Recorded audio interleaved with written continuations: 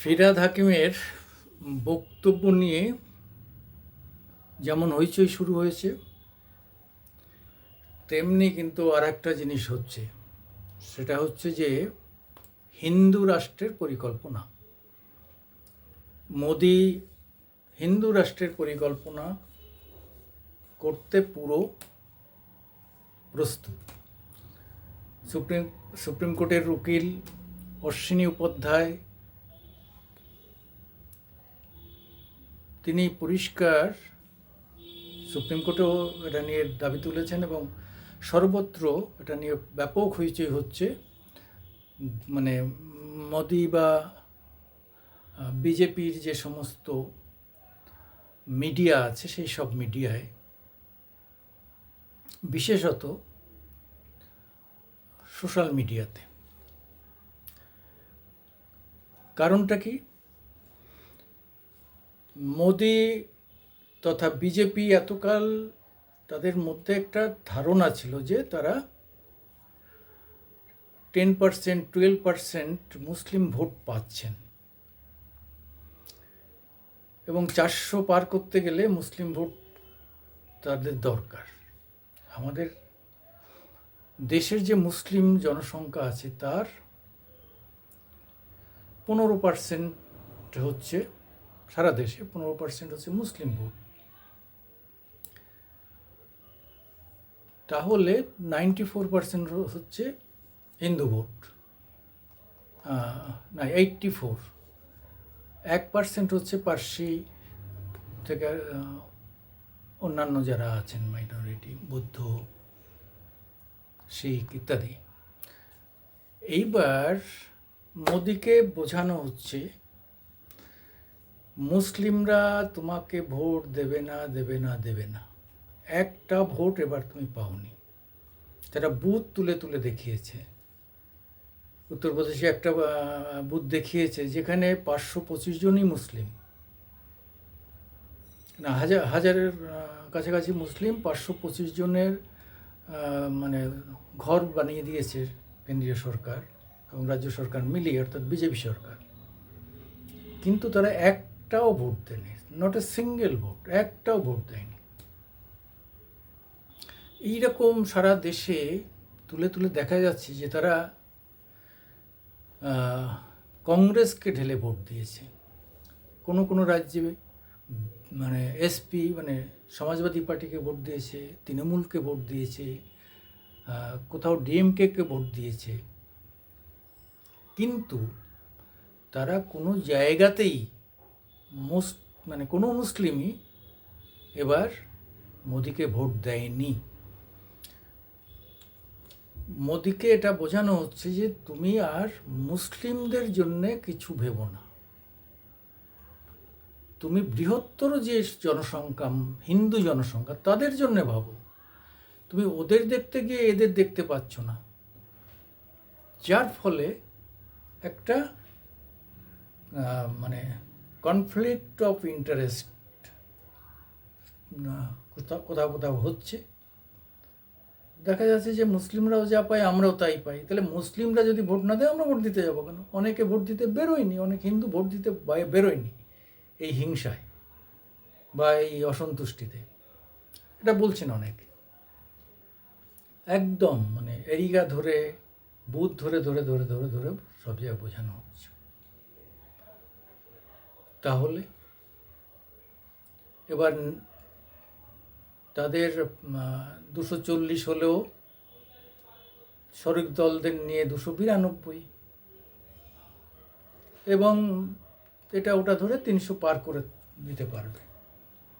যারা বলছেন যে সংখ্যালঘু এসে হ্যাঁ মানে সংখ্যালঘু সরকার, অর্থাৎ এবার হচ্ছে যেহেতু তারা নিরঙ্কুশ সংখ্যাগরিষ্ঠতা পায়নি, তাই সেই জন্য তারা সংখ্যালঘু সরকার, এটা বিরোধীরা বলছে, চিৎকার করে করে এটা বলার চেষ্টা করছে।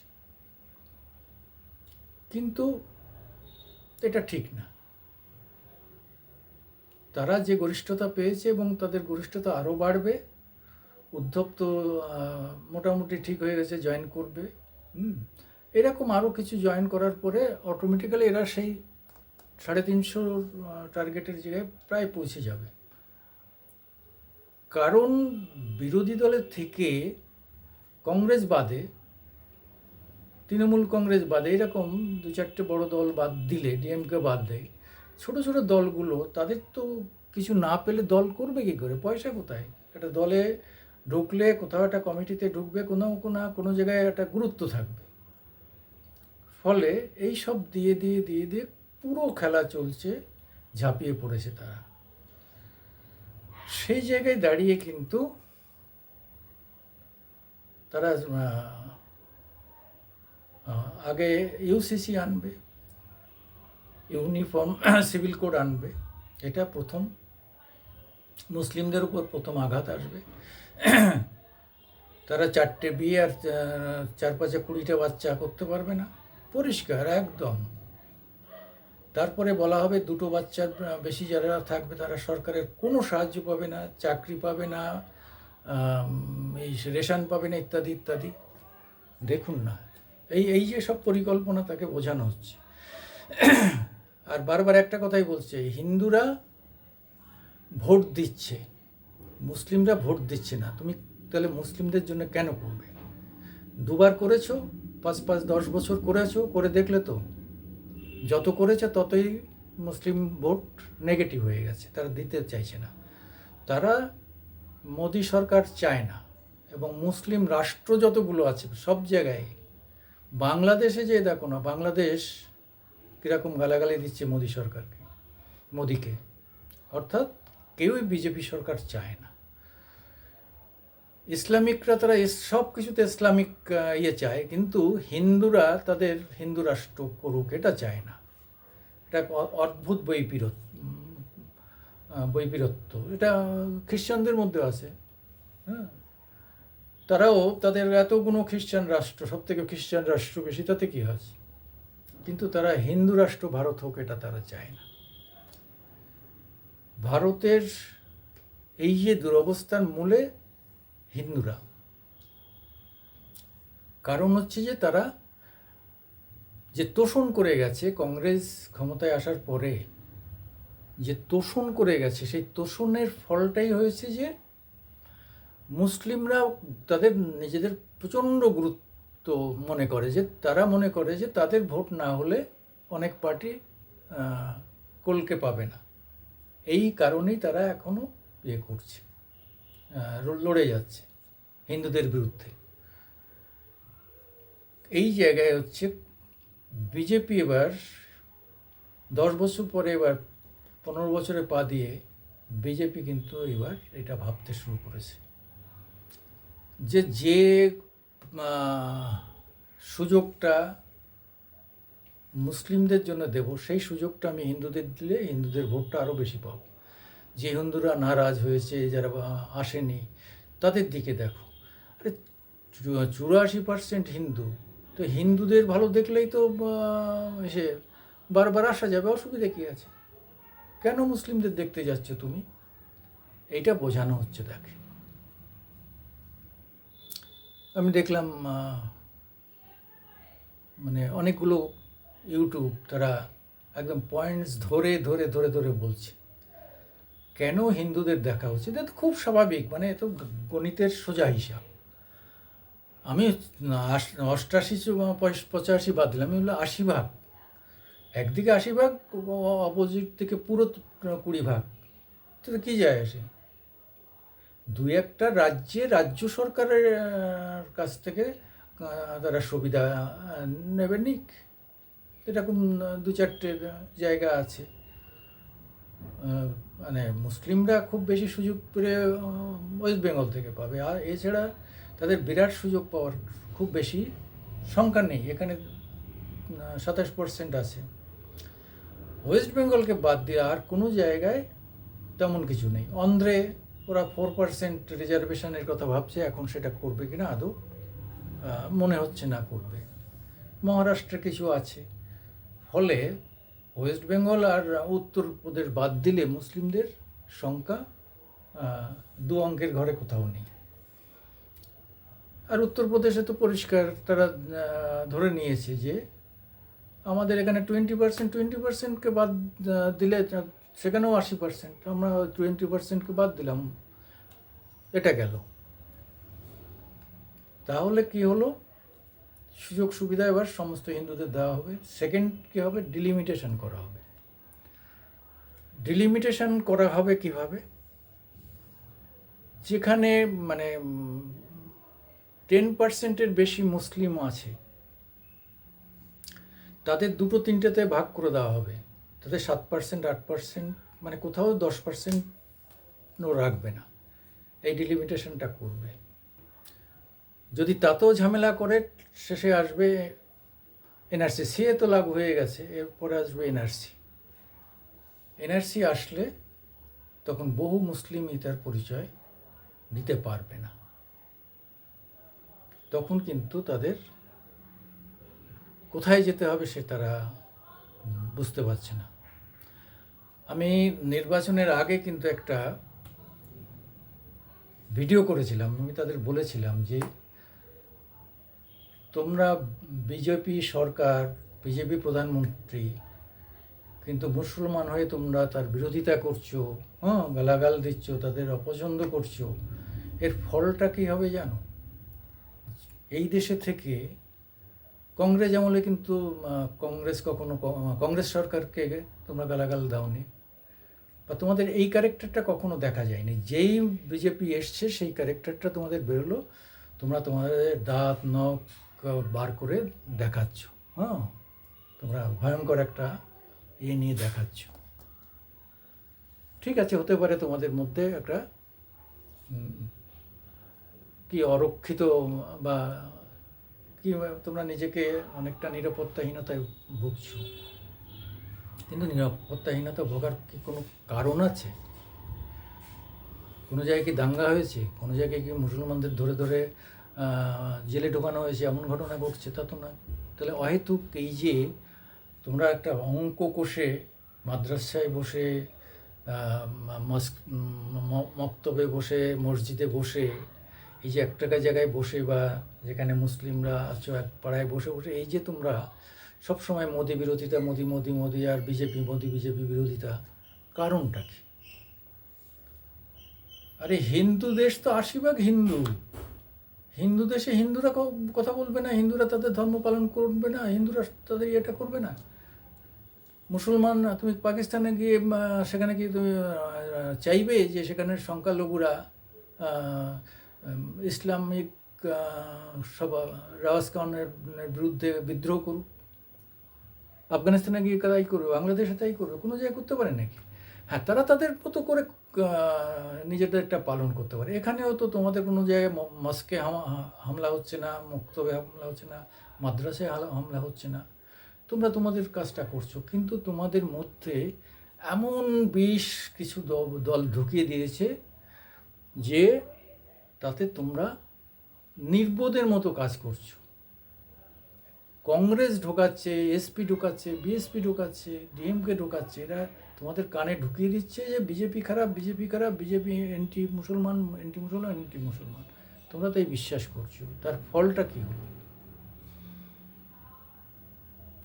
তার ফলটা কিন্তু সেই একই জিনিস হয়ে গেল। ফলে জিরো। তোমরা একটা কোণঠাসা হতে হতে এমন একটা জায়গায় তোমাদের পিঠ ঠেকে গেছে, এখান থেকে তোমাদের মানে ঘুরে দাঁড়ানো খুব কঠিন থেকে কঠিনতর হবে। হ্যাঁ, কিছু কিছু স্টেট, আমি তো বললাম, পশ্চিমবাংলায় তোমরা ভালো থাকবে। মমতা তোমাদের জন্য 5,500 কোটি টাকার বাজেট করেছে মাদ্রাসার জন্য, শুধু তোমাদের ভালো রাখছে, ভালো করবে। কিন্তু এখানেও কিন্তু 70% হিন্দু, এটাও মনে রেখো। একটা না সময় না একটা সময় কিন্তু এই যে হিন্দুত্ব হিন্দুত্ব হিন্দুত্ব এর যে এই যে ইঞ্জেকশান, এটা কিন্তু এখানেও আসবে। সারা জীবন মমতা থাকতে পারবে না। 35 বছর সিপিএম ছিল, তোমাদের তোষণ করেছে। মমতা 14 বছর আছে, না আরও 14 বছর থাকবে। প্র্যাকটিক্যালি সেটা অসম্ভব। মানে 26-এই মমতার অবস্থা ঢিলা হয়ে যাবে। আমি ধরে নিলাম 26-এও জিতবে, কিন্তু শুধু ওয়েস্ট বেঙ্গলে সব মুসলমানরা তো ওয়েস্ট বেঙ্গলে চলে আসবে না, তাহলে তো সারা ভারতবর্ষের 20 কোটি মুসলমান সবই তো পশ্চিমবাংলায় চলে আসতে হবে। তাহলে এখানে তো সেই হিন্দুদের দেশ ছেড়ে চলে যেতে হবে, সেটা কি সম্ভব? এখানে 20 কোটি যদি ঠাঁই দিতে হয়, আমার 10-11 কোটি রাজ্য, তোমার 20 কোটিকে এখানে কোথায় ঠাঁই দিবে? আলটিমেটলি আসতে অনেকেই শুরু করেছে। আমরা দেখছি যে বিভিন্ন জায়গায় অবাঙালিরা সব ঢুকে পড়ছে, অবাঙালি মুসলিমরা। আবার বাংলাদেশ থেকেও এক ধরনের মুসলিমরা ঢুকে পড়ছে, তারা ওখানে অন্যায় কাজ করে ঢুকে পড়ছে। কাজে আলটিমেটলি ওয়েস্ট বেঙ্গলটা হতে পারে, ওয়েস্ট বেঙ্গল থেকে হয়তো হিন্দুদের চলে যেতে হবে, কিন্তু সারা ভারতবর্ষে কী হবে? এইটা বলার একটাই কারণ যে আজকে মানে আমি তো পড়েছিলাম, শুনেছিলাম যে মুসলিমরা দেখে যেখানে তারা সংখ্যায় কম, সেখানে যে সরকার থাকবে সেই সরকারের সঙ্গেই তারা সহযোগিতা করবে, এটা নাকি তাদের সিস্টেম আছে। যেখানে তারা সংখ্যায় প্রায় সমান সমান, সেখানে তারা সেটাকে দখল করে নিয়ে মুসলিম রাষ্ট্র করবে। আর যেখানে তারা একদম সুপ্রিম, সেখানে অন্য কোনো ধর্মীয় ব্যক্তিকে থাকতে দেওয়া হবে না। এই 3টে পলিসিতে, সাইকোলজিতে তারা চলে। তাই এখানে তো সেই সাইকোলজিটা মানছো না কেন? তোমরা 20 কোটি আমি ধরে নিলাম, আর 80 কোটি তোমরা এখানে কেন মাথা তুলছো, কেন ঝামেলা করছো? হ্যাঁ, এদের সঙ্গে পাঙ্গা নিচ্ছ, তার ফলটা কী হবে?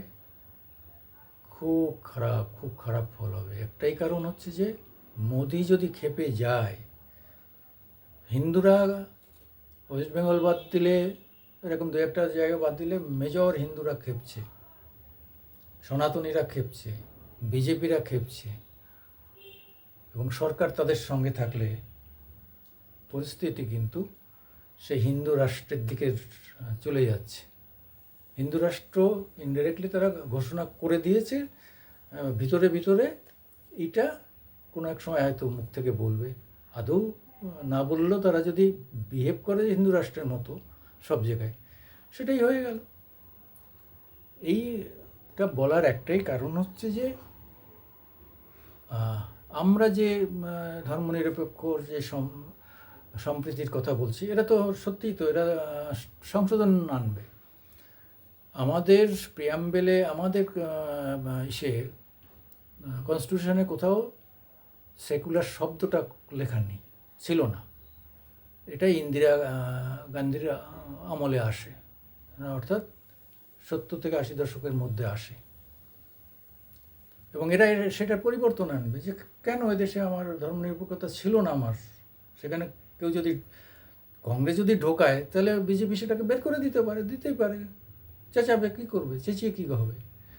একজন যদি কনস্টিটিউশনে একটা জিনিস ঢোকায়, আবার আর একজনের তো সংখ্যাধিক্যে সেটাকে বের করে দিতে পারে, বাদ দিয়ে দিতে পারে। এই জায়গায় একটা এসে দাঁড়িয়েছে। যাই হোক, আর দীর্ঘ করবো না। আমি সুকুমার দেবনাথ, আমার মামাটি মানুষ ইউটিউব নিয়ে আপনাদের সামনে আসি। আপনারা দয়া করে মাঝে মাঝে দেখবেন, একটু মতামত দেবেন। হতে পারে আমরা যা ভাবছি আমাদের ধারণা ভুল, আপনারা সুন্দর মতামত দেবেন, আমরা ওয়েলকাম করব। যারা আমাদের সমর্থন করেছেন, সাবস্ক্রাইব করেছেন, তাদের নমস্কার।